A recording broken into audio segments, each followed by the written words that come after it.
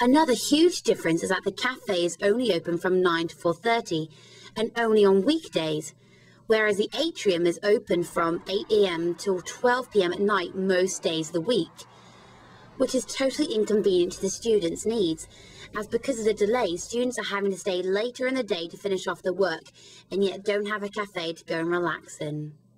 Well, what do you think about the cafe here at the ATRiuM? I think considering the size of the down space on the bottom floor, they could have used the space a lot more. With its current students having been forced to move to Cardiff to continue their studies, they're now also being forced to pay Cardiff prices, with a significant difference in the increase of price of just simple things as a panini. So it's unfair that students not only have to pay to travel to Cardiff to finish their degree, but they also have to pay Cardiff prices. Treforest had a great wide variety menu with simple things at discounted prices that students enjoy, such as chips, burgers and pizza, whereas in the ATRiuM you only have posh sandwiches and overpriced pastries. Is it big enough? It probably isn't, no. It should be bigger, but we are on a city centre campus. I mean, you do have a whole range of cafes around us. I mean, it's a balance, I suppose. I mean, if you have a bigger cafe, then you have less social space. I mean, I think we can probably get better seating arrangements, and we're looking at that over the summer. The building would be finished on the 24th of September, and that was guaranteed, but obviously it was like 4 months behind schedule.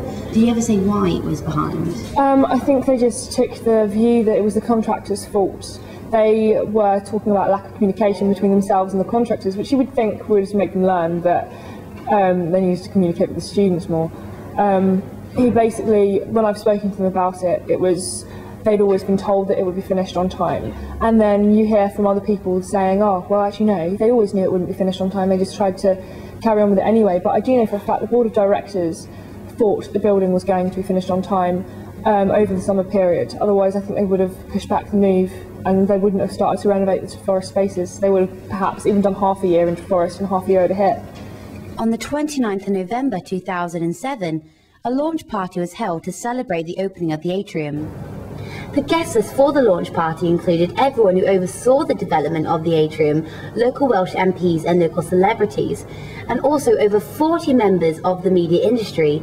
However, staff and students were not invited to the launch party, and so they missed a vital opportunity to network with people from the industry. This outraged the students, which is also why the ATRiuM students were not allowed to help out, as it was feared that they would tell the prestigious guests the truth, because they feel the ATRiuM is sweeping all the problems under the rug and not addressing them. What they found out next really made their blood boil. It costs millions and millions of pounds and will be home to 2,000 students. Well, the answer is the University of Glamorgan's new School of Creative and Cultural Industries. Glamorgan's new building in Cardiff.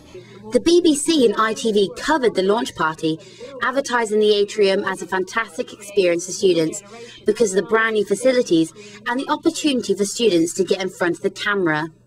There's all the state-of-the-art facilities you require for the media industry. We've got theatre here, we've got 150-seat cinema above us, we've got music practice rooms, we've got 2 television studios, we've got digital editing suites, recording studios and a radio station as well. What they didn't show was that the facilities and new spaces that they were boasting about hadn't even been seen or used by the students. The theatre, TV studio and radio stations were still being built. The students in the videos were asked to pretend everything was all right, again putting more salt in the wound and making it appear as if the ATRiuM didn't care about its students, only about their image of being big, bright and white. A survey was collated about for the students, getting their opinion on the ATRiuM. What were the facts about that? Myself and Rachel went down and did a survey for students in the ATRiuM, and we basically just picked out from all the information we gathered 25 things that came to our attention, and we were just wanted to have a look really if they're still up to date and if those problems still exist. We've had some very shocking results in that survey. 75% of the students that did take the survey said that their lecture had been interrupted by builders. 83% of students, this is I think the most significant figure, said that they didn't actually receive their feedback for their assignment within the 20 working days, and some of them actually didn't get back their feedback at all.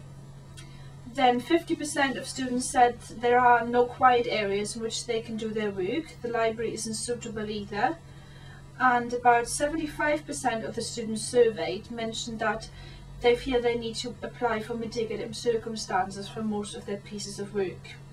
Also, another shocking figure is that 33% of students emailed the lecturer and actually didn't have any reply at all. What do you think the ATRiuM can bring to student education? I think even if we hadn't moved this passing academic year, I think if we'd moved next year, the ATRiuM could be all they promised it to be. I think next year it's going to be an amazing facility. Everything's in place now, all the equipment, all the lecturers, everyone's used to the spaces. People know how to use it. So I think that now they've been able to isolate what it is they need in the ATRiuM, and they've been able to work on that. I think it's going to be an amazing benefit to the University of Glamorgan. I think it's going to be a good thing. So it's now the end of the academic year. Staff and students have settled into their surroundings now the building has finally been finished. The facilities are up and running and some forms of communication have been established. So the future of the ATRiuM looks set as a state-of-the-art university with connections with prestigious broadcasting companies and the drive to help their graduates find jobs within the media industry. But was it all worth it?